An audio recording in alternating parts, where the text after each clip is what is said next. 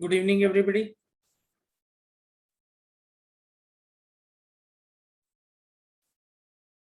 Okay, बच्चे, in the previous class we have already finished metals and non-metals.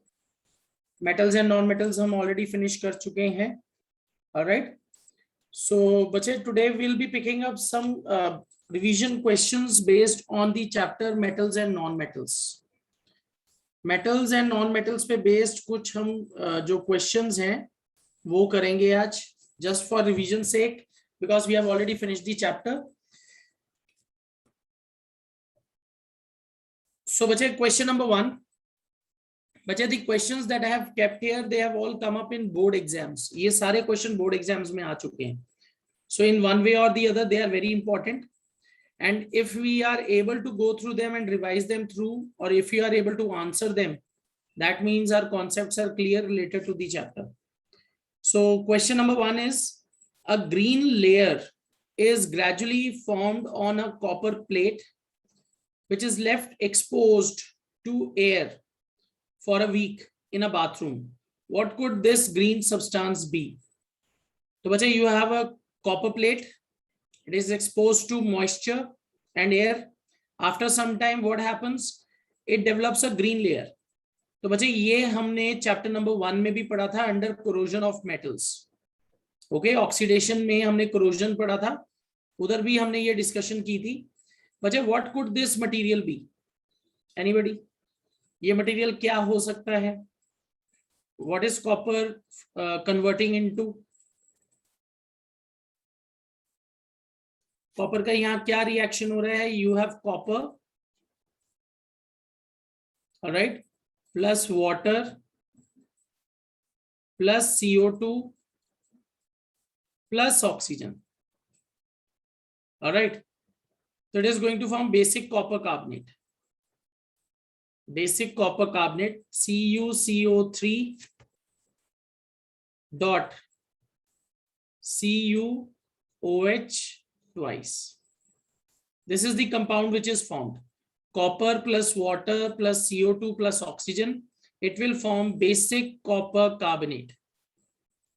CuCO3 dot CuOH twice. So this is formed after corrosion of copper.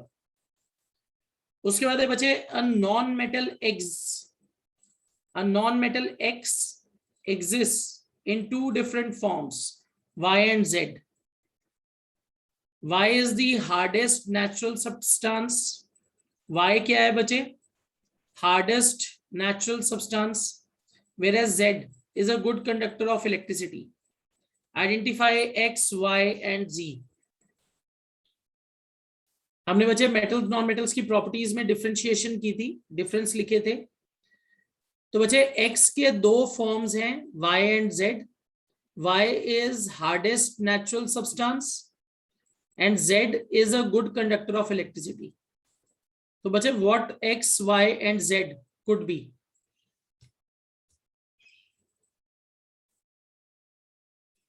बच्चे generally metal and non metal में objective questions ही आएंगे, तो हमें उस तरीके से इसको प्रिपेयर करना है. X is carbon, X is carbon, X क्या है? कार्बन है. एंड बच्चे Y is hardest natural substance, so Y is diamond. And Z is good conductor of electricity, so Z is graphite. Z क्या है? Z is graphite. And बच्चे diamond and graphite ये different physical forms हैं carbon के. So their physical properties are different but their chemical property is same. तो बच्चे इस प्रॉपर्टी को हम क्या कहते हैं? This property is known as allotropy. What is allotropy? Allotropy is property in which elements के टू और मोर फिजिकल फॉर्म्स हो सकते हैं. और बच्चे ये जो फिजिकल फॉर्म्स हैं, that is due to arrangement of atoms in different manner. Allotropy में क्या होता है? एटम्स की जो अरेंजमेंट है अलग अलग तरीके से होती है, जिससे उनके फिजिकल फॉर्म्स अलग बनते हैं. सो कार्बन के दो मेजर एलोट्रोप्स हैं, diamond and graphite. And due to their physical properties, due to their physical arrangement, they have difference in physical properties also. graphite is soft, diamond is hard. Graphite is good conductor of electricity, diamond is bad conductor of electricity, and so on.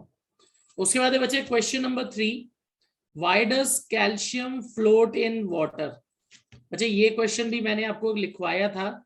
अगर आप calcium और magnesium को water में डालते हो, calcium will react with cold water but the reaction is moderate. Magnesium will react only with boiling water. जब इनका reaction होगा तो बच्चे इनिशियली जब आप डालोगे दोनों को, their density is higher than water, so they will sink. But after some time reaction जो है वो स्टार्ट होगा, और जब रिएक्शन स्टार्ट होगा what is going to happen?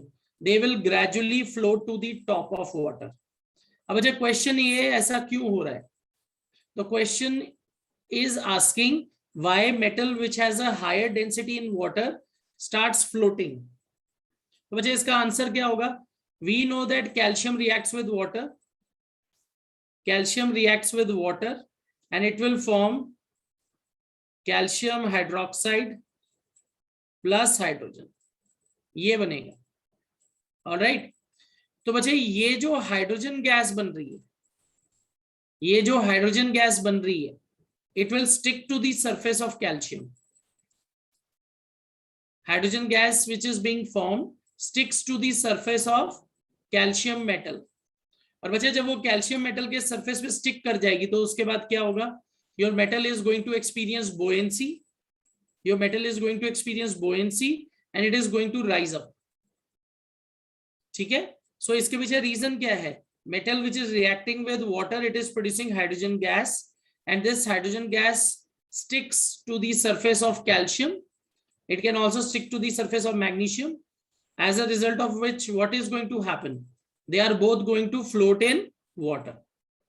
उसके बाद बचे नेक्स्ट क्वेश्चन है, name the metal which reacts with a very dilute nitric acid to evolve hydrogen gas. बच्चे ऐसे कौन सा मेटल है जो बहुत डाइल्यूट नाइट्रिक एसिड के साथ रिएक्ट करके हाइड्रोजन गैस प्रोड्यूस कर सकता है? बेटा मैंने आपको 2 एग्जांपल दी थी. One was magnesium Mg, second was manganese. Okay, Lavanya absolutely right. Magnesium and manganese. Okay, magnesium, अगर आप मैग्नीशियम को बचे बहुत डाइल्यूट नाइट्रिक एसिड में डालोगे तो ये क्या करेगा? It will produce hydrogen gas. Same is the case with manganese. Otherwise बचे जब आप नाइट्रिक एसिड की बात करते हो, nitric acid is a very strong oxidizing agent. Nitric acid, it is a very strong oxidizing agent. तो ये क्या करता है? जो हाइड्रोजन गैस बनती है उसको ये किस में कन्वर्ट कर देता है? उसको ये किस में कन्वर्ट कर देता है? Water. Okay, so nitric acid is a strong oxidizing agent. तो जनरली रिएक्ट करके ये हाइड्रोजन गैस नहीं बनाता. ये क्या करता है? हाइड्रोजन को ऑक्सीडाइज करके वाटर कन्वर्ट कर देता है. Whereas with other common acids like HCl, sulfuric acid, metals will give us hydrogen gas. Metal plus acid will give me salt plus hydrogen gas. ठीक है बच्चे?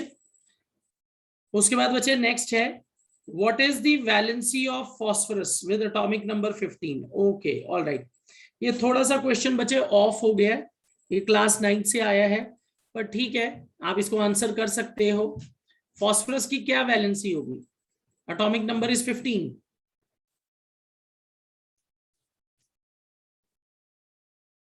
ओके, 285 इलेक्ट्रॉनिक कॉन्फ़िगरेशन है, तो बच्चे it can have valency of 3 as well as 5. Phosphorus has variable valency. बच्चे इसकी +3 valency भी होती है, +5 वैलेंसी भी है. दोनों आपको याद रखनी पड़ेगी. Valency of phosphorus with atomic number 15, it is +3 and +5. Okay, Madhav ने एक क्वेश्चन पूछा था, what do you understand by the term buoyancy? बच्चे बुओयेंसी का मतलब होता है वो प्रॉपर्टी जिससे कोई भी ऑब्जेक्ट एक पर्टिकुलर फ्लूइड के अंदर फ्लो करता है. सॉरी, फ्लो नहीं, फ्लोट. जैसे बच्चे अगर मैं वाटर के अंदर वुड डालूं तो wood will float in water. Similarly, if you have ice cubes, अगर बच्चे आपके पास आइस क्यूब्स हैं, उन आइस क्यूब्स को आपने कोल्ड ड्रिंक में डाला, तो बच्चे what will you notice? Ice cubes will float in cold drink because their density is less than cold drink. ठीक है, तो अगर डेंसिटी कम होगी तो उससे बोयेंसी मिलती है, और बोयेंसी का क्या मतलब? Buoyancy means flotation. ठीक है, I hope Madhav that is clear. चलो let's move on. Question number 6. These questions are two marks questions. But write one example. Write one example which is so soft. Write one example which is so soft metal that it can be cut with knife, and non-metal which is hardest substance. तो बच्चे तो बहुत ही easy है. Metal which is very soft, it is sodium. And non-metal which is hardest, it is diamond. Diamond which is form of carbon. Okay. उसके बाद है बच्चे a metal and a non-metal which exists as liquid at room temperature.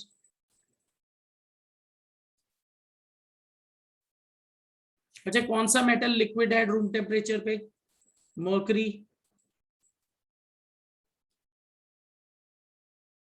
What about non-metal which exists as liquid? बेटा कौन सा non metal है liquid? Bromine. Liquid bromine, correct. Bromine is a non-metal which is liquid in state. All right. चलो अब चलते हैं बच्चे next question. Question number 7. A metal which is preserved in kerosene. Name the following. A metal which is preserved in kerosene. बच्चे वही आ गया इधर, sodium and potassium. बच्चे एक ऐसा नॉन मेटल है जिसको पानी के अंदर स्टोर करना पड़ता है, that is phosphorus. Phosphorus is a non metal that has to be stored in water. इसको वाटर में रखना पड़ता है, ये नॉन मेटल है. ये एग्जाम्पल भी आप याद रख सकते हैं. Metal sodium and potassium, it has to be always stored under kerosene. एक नॉन मेटल है बच्चे which is very reactive, that is phosphorus. It has to be always stored under water. उसके बाद है बच्चे lustrous coloured non metal. Name the following. A lustrous coloured non metal. तो बच्चे इसका आंसर है आयोडीन. Iodine crystals.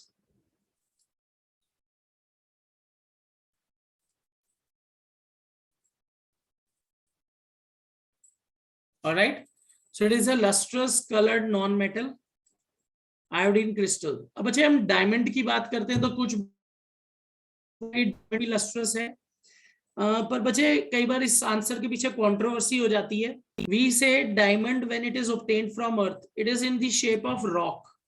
और बच्चे वो शाइन नहीं करता, डल होता है.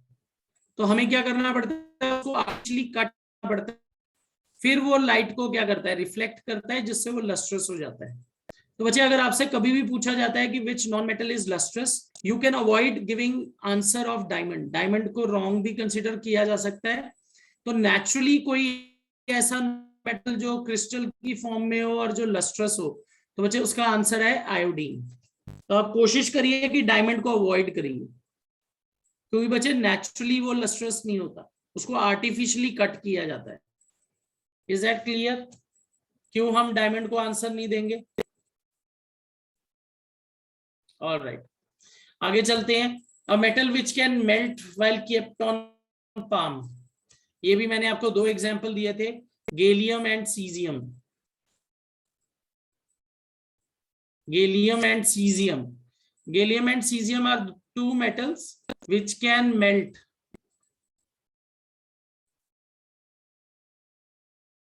Gallium and cesium are two metals.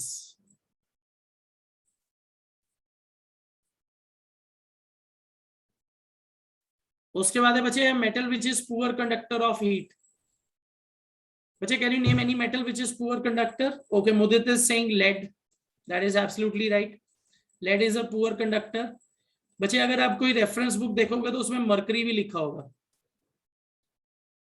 Mercury भी लिखा होगा. I don't know whether you have come across this और नॉट। पर बच्चे देखो, आप हैरान बहुत हो गए कि मरकरी क्यों, मरकरी तो हम थर्मोमीटर में यूज करते हैं। बेटा इसके पीछे ना एक बहुत इंपॉर्टेंट रीजन है। मरकरी को हम इसलिए यूज करते हैं बच्चे क्योंकि कोई और लिक्विड मेटल तो हमारे पास है नहीं, मरकरी को यूज करते हैं। दूसरा बच्चे, मरकरी जो होता है वो यूनिफॉर्म एक्सपेंशन दिखाता है on heating, it expands uniformly on heating, alright. और बच्चे इसकी जो अपीयरेंस होती है कैसे होती है, शाइनी अपीयरेंस है, तो ये इजीली विजिबल हो जाता है थर्मोमीटर में, इसलिए हम इसको क्या करते हैं, प्रेफर करते हैं while using it. Is that clear?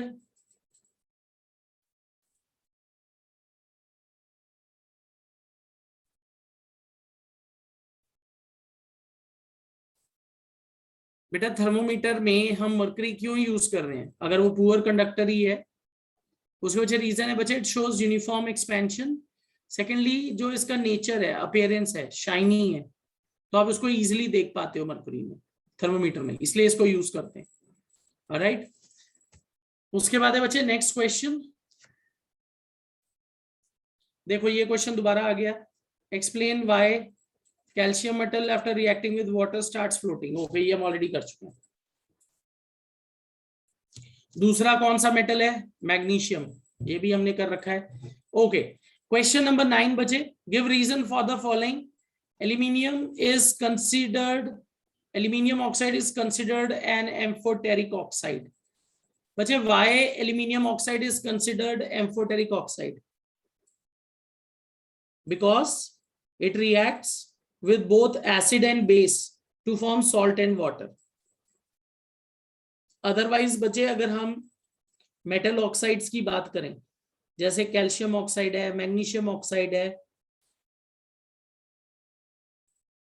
Sodium oxide है, पोटेशियम ऑक्साइड है, बचे all these metal oxides are basic in nature, basic है।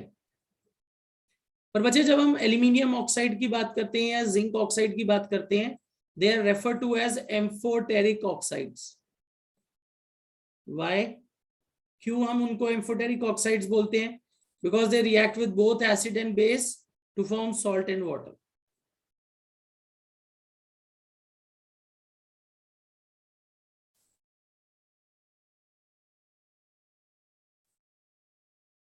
All right. So it will react with both acid and base to form salt and water.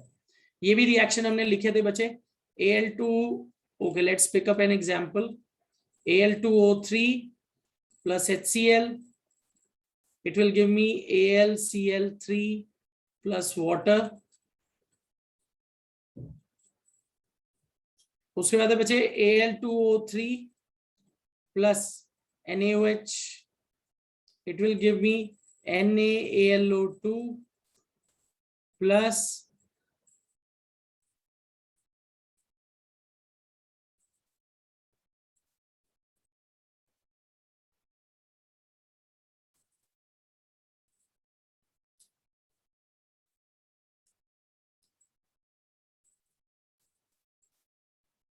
okay, Al2O3 plus NaOH will give me sodium aluminate plus water.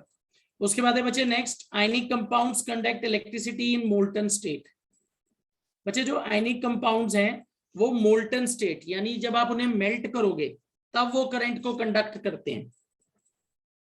इसके पीछे reason क्या है बच्चे, in solid state their ions are not free to move because of strong attraction. पर बच्चे जब आप उन्हें मेल्ट करते हो या सोल्यूशन फॉर्म में लाते हो, what happens, they will form ions and these ions are responsible for carrying electricity.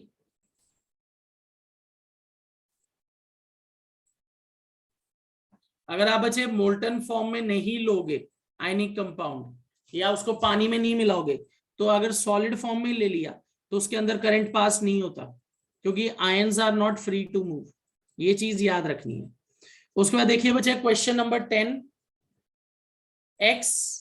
x plus YSO4 gives me XSO4 plus y plus XSO4 no reaction. तो out of the two elements बच्चे, जो दो elements हैं x and y, इनमें से कौन ज्यादा reactive है एंड वाई? अगर आप ध्यान से देखो बच्चे, एक्स ने क्या किया है, वाई को डिस्प्लेस कर दिया। तो बच्चे जब एक्स ने वाई को डिस्प्लेस किया है, that means X is more reactive. X क्या है, मोर रिएक्टिव है, वाई इज लेस रिएक्टिव। ठीक है, X is more reactive, Y is less reactive.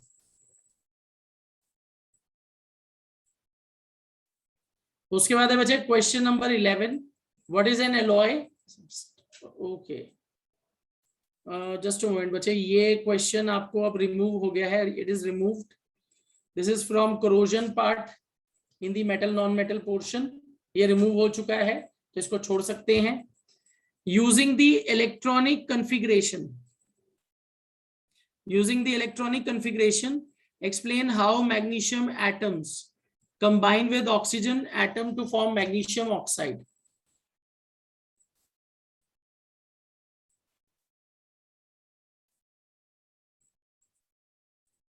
All right.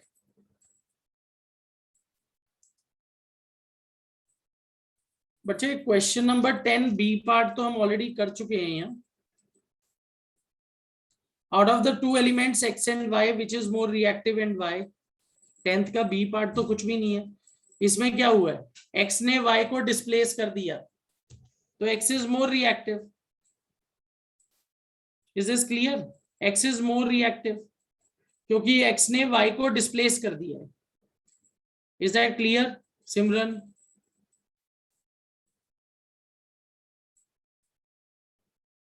Simran,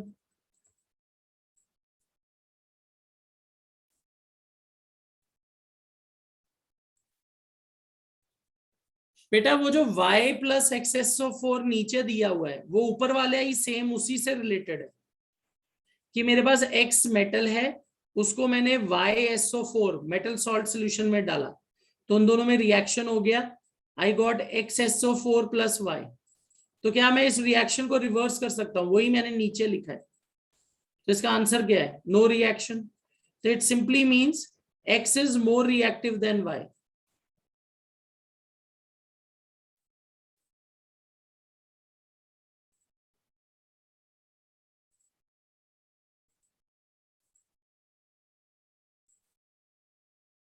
alright, उसके बाद है बच्चे क्वेश्चन नंबर 12। क्वेश्चन नंबर 12 में आपको क्या शो करना है? Electronic configuration, magnesium atom combines with oxygen to form magnesium oxide. Alright बच्चे, आपको इसमें इलेक्ट्रॉन डॉट स्ट्रक्चर दिखा के, इलेक्ट्रॉन ट्रांसफर दिखा के सॉल्व करके स्ट्रक्चर्स बनाने हैं। तो बच्चे मैग्नीशियम, मैग्नीशियम का एटॉमिक नंबर है 12, ऑक्सीजन का एटॉमिक नंबर है 8। Right there electronic configuration KLM282 और यहाँ ऑक्सीजन है KL26। ओके, तो बच्चे जब आप इसको रिप्रेजेंट करोगे, मैग्नीशियम आउटर मोस्ट शेल में 2 इलेक्ट्रॉन्स हैं, 1 2। ऑक्सीजन के आउटर मोस्ट में 6 हैं, 1 2 3 4 5 6। तो बच्चे it will shift 2 of its electrons to oxygen और इनके बीच में बॉन्ड बन जाएगा। क्योंकि ऑक्सीजन को 2 इलेक्ट्रॉन की जरूरत थी, वो बॉन्ड डोनेट हो गए, तो ऑक्साइड, मैग्नीशियम ऑक्साइड फॉर्म हो जाएगा। ओके, तो इसको कैसे लिखेंगे further? It will be Mg2 plus O 1 2 3 4 5 6। अब अच्छा, इस पे 2 इलेक्ट्रॉन्स आए हैं मैग्नीशियम से, so it would be XX। और इसको कैसे लिखेंगे? O2 minus, and then due to oppositely charged ions they will attract each other और क्या फॉर्म करेंगे वो? Magnesium oxide.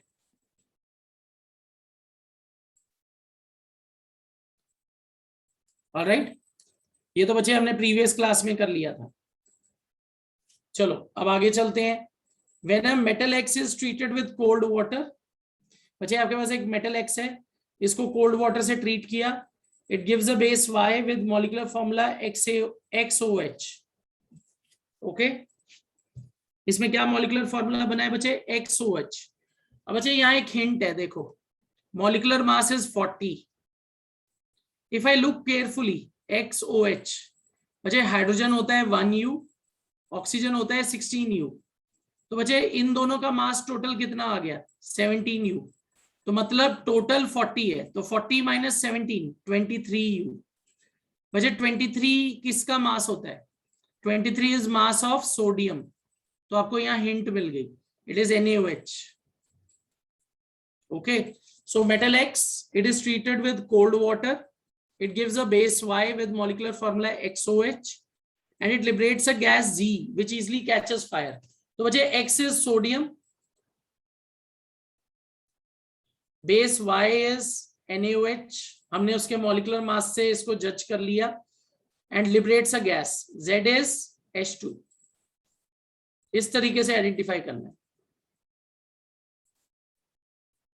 ओके अनीशा, आपको क्वेश्चन नंबर 12 नहीं समझ आया।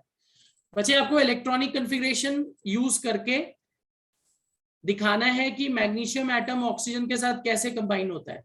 ये बच्चे हमने अपनी लास्ट क्लास में किया था। आयनिक बॉन्ड शो करना है, you have to show ionic bond. Magnesium का इलेक्ट्रॉनिक कॉन्फ़िगरेशन लिखो 282, ऑक्सीजन का हो गया 26, तो ऑक्सीजन के आउटर मोस्ट में 6 इलेक्ट्रॉन है, मैंने बना दिए 1 2 3 4 5 6। मैग्नीशियम के आउटर मोस्ट में 2 है, ये दोनों इलेक्ट्रॉन ऑक्सीजन को दे सकता है, इट विल फॉर्म Mg2+, और ऑक्सीजन के पास 2 इलेक्ट्रॉन आए हैं O2-, तो it will form a bond, ionic bond, and MgO is formed. Anisha clear? Anisha okay, all right. उसके बाद चलते हैं बच्चे आगे। Question number 15, state 3 reasons for the following facts. Sulfur is a non-metal. बच्चे what reason will you give that sulfur is a non-metal? बच्चे देखो, सबसे पहली चीज, जब ये ऑक्सीजन के साथ रिएक्ट करेगा तो ये नॉन मेटेलिक ऑक्साइड बनाएगा, और बच्चे नॉन मेटेलिक ऑक्साइड्स जो होते हैं they are acidic in nature. अगर आप इसका जो ऑक्साइड बनेगा उसका नेचर चेक करोगे तो वो एसिडिक ऑक्साइड होगा। एसिडिक ऑक्साइड कैसे पता लगेगा आपको?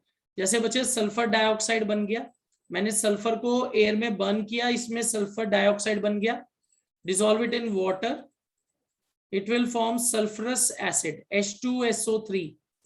तो आप लिटमस टेस्ट करोगे बच्चे, आप लिटमस टेस्ट करोगे, will turn blue litmus red. तो बच्चे due to formation of non metallic oxide which is acidic, you can जज that sulphur is a non metal. Okay, उसके बाद 3 रीजन देने हैं, तो आप इसमें और भी रीजन दे सकते हो। जैसे मुदित कह रहा है कि आप लिख दो कि है, पाउडर फॉर्म में होता है, तो ये सारे सही हैं बेटा, इट इज एब्सोल्युटली राइट। उसके बाद है बच्चे magnesium is a metal, it is sonorous, good conductor of heat and electricity, it is malleable, it is ductile. तो ये सारे एग्जाम्पल आ जाएंगे बच्चे, पॉइंट्स आ जाएंगे to support the reason that magnesium is a metal. उसके बाद है बच्चे नेक्स्ट क्वेश्चन।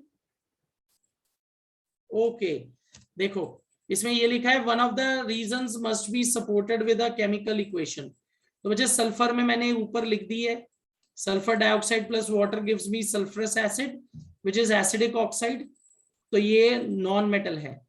मैग्नीशियम में आप लिख सकते हो बच्चे MgO plus water, metallic oxides are basic, इनको वाटर में मिक्स करो, it will form base magnesium hydroxide, and these bases they will turn red litmus blue।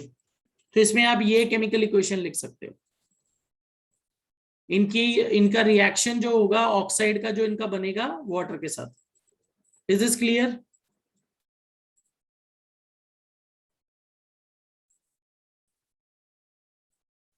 उसके बाद बच्चे question number 16, write the electron dot structures for potassium and chlorine, then show formation of KCl by transfer of electrons, name the ions present in compound KCl। okay, all right बच्चे KCl के बारे में बताना है।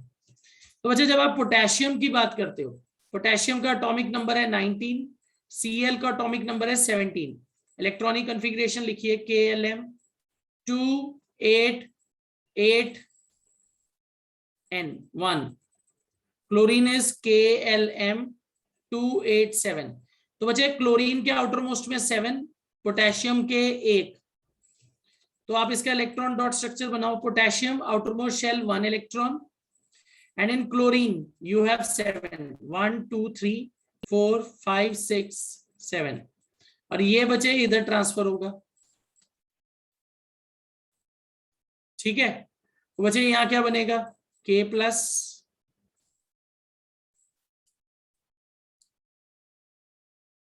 और यहां क्या बनेगा, Cl 1 2 3 4 5 6 7 8 माइनस, तो यहां बन गया structure KCl। Is it clear everybody? Ionic bond में बचे सिर्फ आप आउटर मोस्ट इलेक्ट्रॉन ही दिखाओगे, सारे नहीं दिखाते इनर शेल्स। ऑलराइट, आगे चलते हैं। You are given samples of 3 metals, sodium, magnesium and copper. Suggest any 2 activities to arrange them in order of decreasing reactivity। बच्चे कोई भी 2 एक्टिविटीज बताइए जिससे आप इनको अरेंज कर सकते हो। Order of decreasing activity, can you react them with water?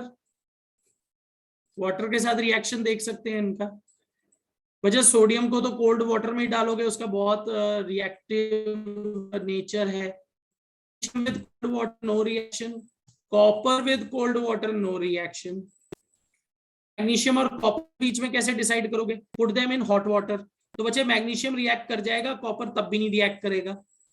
तो बच्चे it will suggest that sodium is the most reactive, magnesium उससे मॉडरेट रिएक्टिविटी पे है, और कॉपर में तो बिल्कुल ही रिएक्टिविटी नहीं है, बहुत कम रिएक्टिविटी है। एक तो आप वाटर के साथ रिएक्शन कर सकते हो, दूसरा बताइए दूसरा क्या कर सकते हैं?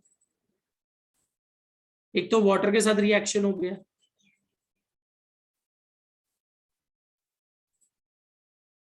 एसिड के साथ तो बच्चे सोडियम का रिएक्शन करोगे तो मतलब पूरा तगड़ा एक्सप्लोजन। और अगर डाइल्यूट एसिड ले लें बहुत ज्यादा, तब हम छोटा सा पीस लेके सोडियम का रिएक्शन देख सकते हैं, पर बच्चे वो भी बहुत विग्रस रिएक्शन होगा। मैग्नीशियम के साथ मॉडरेट, हाइड्रोजन बनेगी नहीं। Question number 17 clear? You can show reaction of these 3 metals with water and then reaction with very dilute acid. Question number 17 is clear everybody?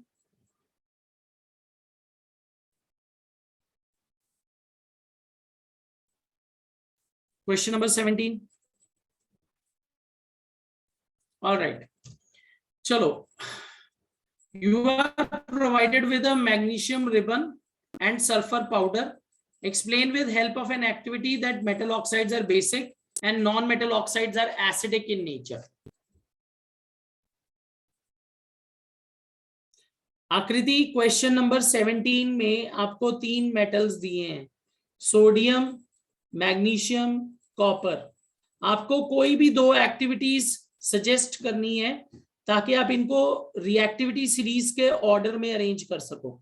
तो बच्चे रिएक्टिविटी सीरीज देखनी है तो आप क्या करो, पानी के साथ रिएक्ट करके देख लो। सोडियम तो बहुत ही ज्यादा पानी के साथ रिएक्ट करेगा, फटाफट ठंडे पानी के साथ भी कर जाएगा। मैग्नीशियम एंड कॉपर बच्चे ठंडे पानी के साथ रिएक्ट नहीं करेंगे, तो this will suggest sodium is the most reactive. अब बच्चे मैग्नीशियम और कॉपर के बीच में करना है तो दोनों को बॉइलिंग वाटर में डाल दो। तो बॉइलिंग वाटर में तो बच्चे सिर्फ मैग्नीशियम ही रिएक्ट करने वाला है, कॉपर तो तब भी रिएक्ट नहीं करेगा। तो this suggest that copper is least reactive, magnesium moderate reactivity, sodium is most reactive. फिर तीनों का बच्चे माइल्ड एसिड, बहुत डाइल्यूट एसिड के साथ रिएक्शन देख सकते हो।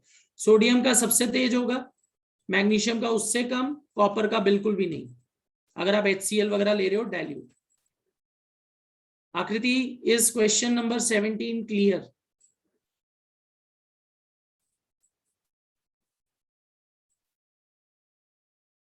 ऑलराइट, अब अच्छा क्वेश्चन नंबर 18 में आपके पास मैग्नीशियम रिबन और सल्फर पाउडर है। आपको एक एक्टिविटी डिस्क्राइब करनी है जहां आप ये प्रूव कर सको कि मेटल ऑक्साइड्स बेसिक है, नॉन मेटल ऑक्साइड्स एसिडिक है। तो बच्चे हम दोनों को बर्न करेंगे। मैग्नीशियम को तो व्हाइट पाउडर बनेगा, पर बच्चे जब हम सल्फर को बर्न करते हैं तो उसमें गैस बनेगी, सल्फर डाइऑक्साइड। तो बच्चे उसे हमें क्या करना पड़ेगा, you have to collect it. तो कलेक्ट कैसे करेंगे, जैसे मान लो आपने सल्फर को एक डिश में बर्न किया, तो इसके ऊपर बच्चे एक कंटेनर रखेंगे, इन्वर्टेड कंटेनर, ताकि इसके अंदर गैस कलेक्ट हो जाए। अगर आप ये कंटेनर इन्वर्टेड इसके ऊपर नहीं रखोगे बर्निंग सल्फर के ऊपर, तो इसमें जो गैस बनेगी बच्चे वो सारी निकल जाएगी। मैग्नीशियम में तो प्रॉब्लम नहीं है क्योंकि वहां तो मैग्नीशियम ऑक्साइड का पाउडर बनना है।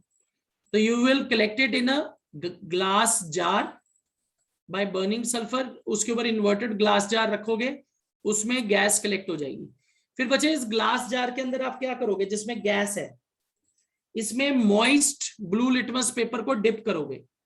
तो बच्चे what is going to happen, that moist blue litmus paper is going to turn red, क्योंकि बच्चे जब सल्फर डाइऑक्साइड मॉइस्चर के साथ रिएक्ट करेगा तो एसिड में कन्वर्ट हो जाएगा, और जब एसिड में कन्वर्ट होगा तो ब्लू लिटमस रेड में कन्वर्ट हो जाएगा। मैग्नीशियम ऑक्साइड को कैसे टेस्ट करेंगे, उसको पानी में डालो, मैग्नीशियम हाइड्रोक्साइड बन जाएगा, फिर उस पे रेड लिटमस पेपर का टेस्ट कर लो, red litmus paper will turn blue. So this will suggest that metallic oxides are basic, non metallic oxides are acidic. Sulphur में हमें इन्वर्टेड ग्लास जार रखना पड़ेगा जब आप उसे बर्न कर रहे हो, ताकि गैस उसमें कलेक्ट हो जाए।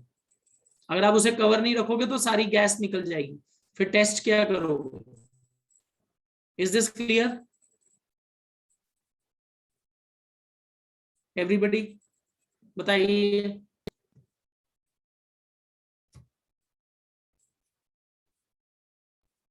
ऑलराइट, उसके बाद है बच्चे question number 19, aluminium when heated in air. Okay अरहाम, question number 18, आपको ये बताना है कि मेटल ऑक्साइड बेसिक है, मेटल ऑक्साइड बेसिक है और नॉन मेटेलिक ऑक्साइड्स एसिडिक है। तो बच्चे देखो, मैग्नीशियम रिबन को तो बर्न करना है, वो तो इजी है। हम क्या करेंगे, जो केमिकल रिएक्शन इक्वेशन में एक्टिविटी है उसी को डिस्क्राइब करना है। मैग्नीशियम रिबन को बर्न करिए, इट विल फॉर्म MgO। अब बच्चे इस MgO को क्या करना है, डिसॉल्व इट इन वाटर, इसको वाटर में डिसॉल्व करो, MgOH ट्वाइस बन जाएगा। फिर क्या करो, इसका रेड लिटमस टेस्ट करो, it will turn red litmus blue. अब बच्चे when you are burning sulphur, sulphur को बर्न करोगे तो प्रॉब्लम है, उसमें SO2 गैस बनती है, तो ये गैस तो एस्केप कर जाएगी। तो मुझे क्या करना पड़ेगा, इस गैस को मुझे किसी चीज में कंटेन करना है, कलेक्ट करना है। तो मैं क्या करूंगा, एक चाइना डिश लूंगा, इसमें सल्फर पाउडर को बर्न करूंगा, जैसे ही बर्न करूंगा इसके ऊपर एक ग्लास सिलेंडर रख दूंगा या ग्लास जार। तो गैस जो है बच्चे इस ग्लास जार के अंदर कलेक्ट हो जाएगी, SO2 गैस इस ग्लास जार के अंदर कलेक्ट हो जाएगी। फिर आप क्या करोगे, एक मॉइस्ट ब्लू लिटमस पेपर लोगे और इस ग्लास जार के अंदर उसको क्या करोगे, इंट्रोड्यूस करोगे। तो बच्चे क्या होगा, जब सल्फर डाइऑक्साइड लिटमस पेपर के मॉइस्चर के साथ रिएक्ट करेगी तो सल्फरस एसिड एसिड में कन्वर्ट हो जाएगी। तो उससे क्या होगा, आपका जो लिटमस पेपर है वो ब्लू से रेड हो जाएगा। This proves non metallic oxides are acidic in nature. Is it clear, अब समझ आ गया।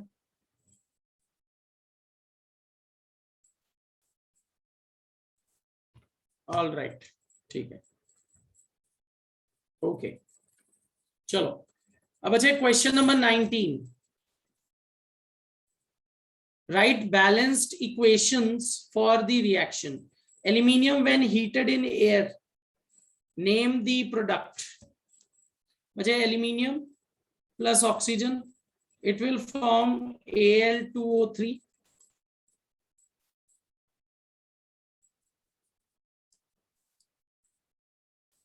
देखो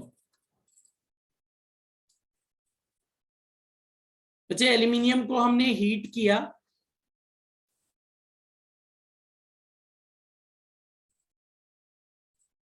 आकृति देखो, आपको कोई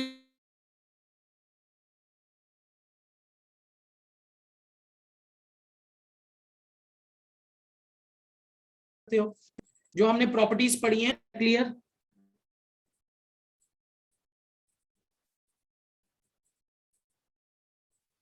आकृति, इज दैट क्लियर?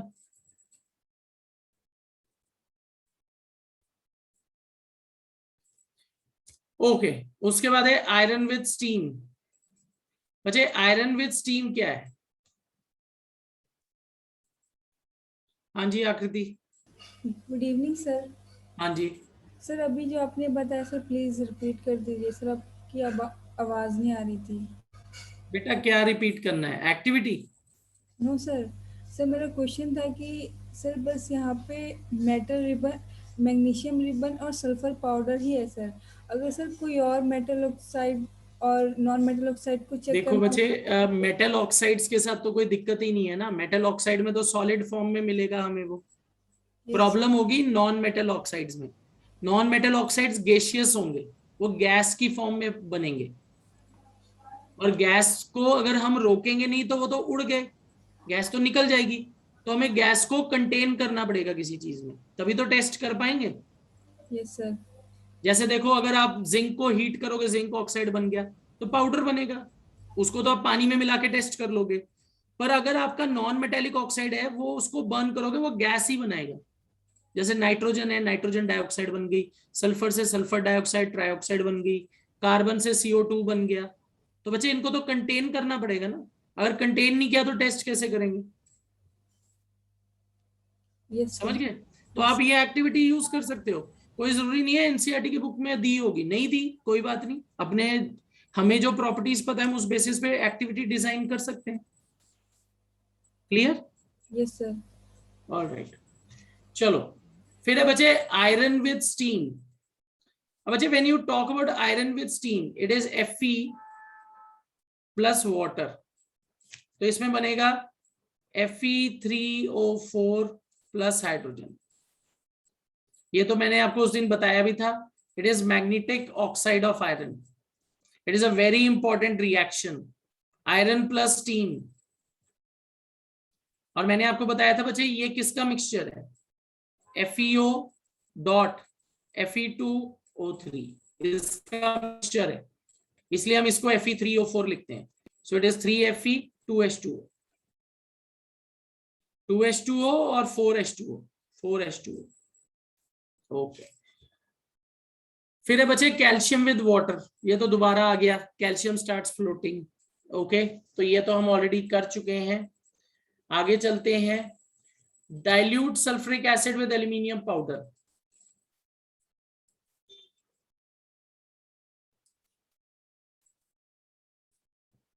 अब बचे एल्यूमिनियम प्लस डाइल्यूट H2SO4। इधर क्या रिएक्शन होगा? What will you get?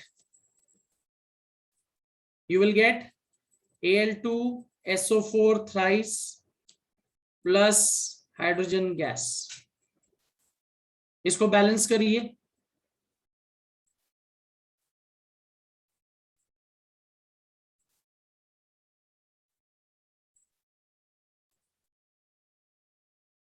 Balance this out. Aluminium plus sulphuric acid, Al2SO4 thrice plus hydrogen gas.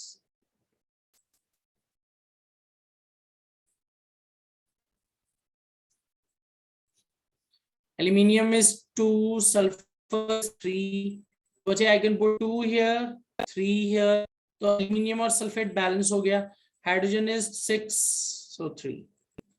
Dilute HCl reacts with sodium carbonate. ये तो बचे NaCl, water plus CO2. And carbon dioxide is passed through lime water. ये भी बहुत easy है.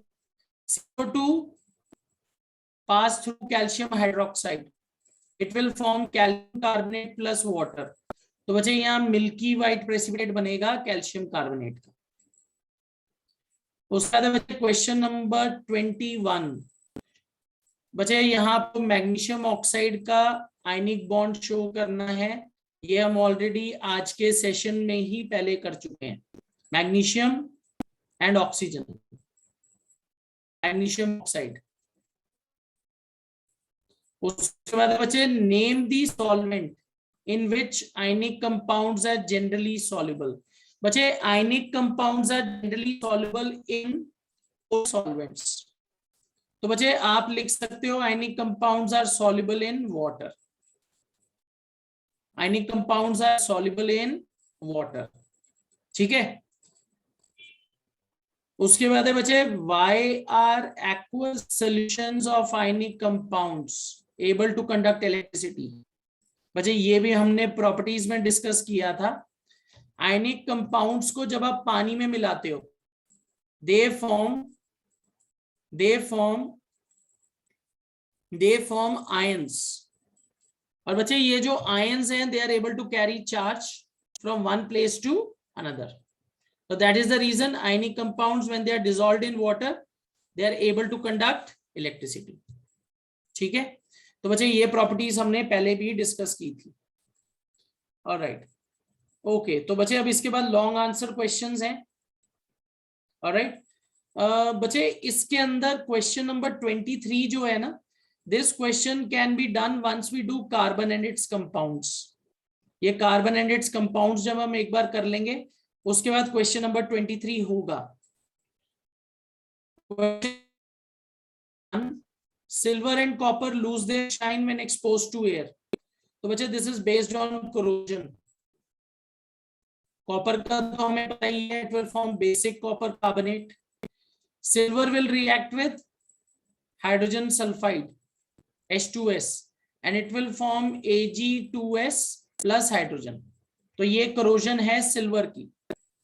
Question number 2 है बचे tarnished copper vessels are cleaned with tamarind juice. बचे what do you understand by tarnish? Tarnish मतलब उस पे कोरोजन हुई है।